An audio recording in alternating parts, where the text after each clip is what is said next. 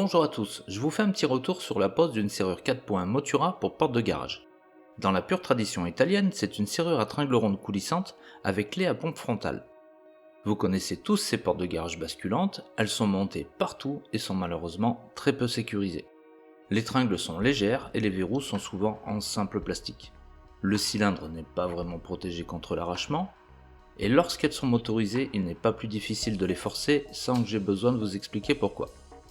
Une stratégie anti-effraction qu'on voit régulièrement, c'est d'installer des sabots devant. J'ai jamais compris ce délire.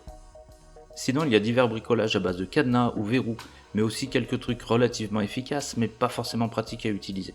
L'ensemble se compose donc d'une bonne poutrasse sur laquelle est rapportée une serrure à pompe qui actionne deux tringles qui vont elles-mêmes actionner des boîtiers latéraux commandant chacune deux tringles supplémentaires, voire même deux de plus dans sa version 6 points. Au choix, enfin surtout comme on peut, on va la monter avec des contreplaques moches et des boulons sans tête ou utiliser d'autres perçages répartis tout le long.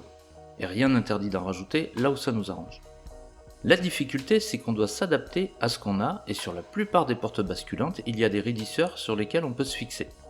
La galère, c'est qu'ils sont souvent bien moins larges que la serrure et comme la pompe est très courte, si on se visse directement dessus, elle sera en retrait. Du coup, en accord avec mon client, salut Daniel, elle a été fixée sous le raidisseur avec une ribambelle de vis sur le retour de la poutre et j'ai créé des passages pour le haut de la tringlerie.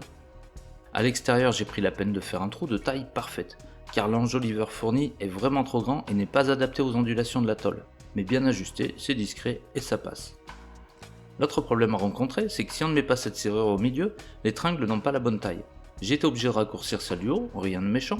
En revanche, il me manquait quelques centimètres en bas.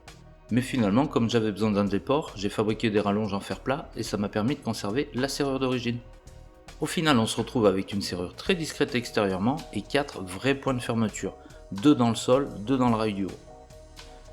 Alors mon avis sur ce produit, je ne suis pas hyper fier de la pose car il faut vraiment s'adapter à l'existant et cette serrure n'est pas forcément faite à la base pour ce type de porte de garage. Mais elle est très flexible et comme le système de tringle est simplissime, elle devrait pouvoir trouver sa place sur un grand nombre de box.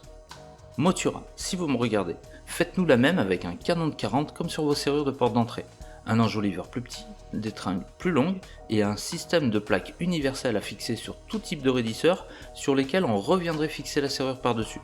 Et là je vous garantis que vous avez un produit en or massif qui répond à un gros besoin.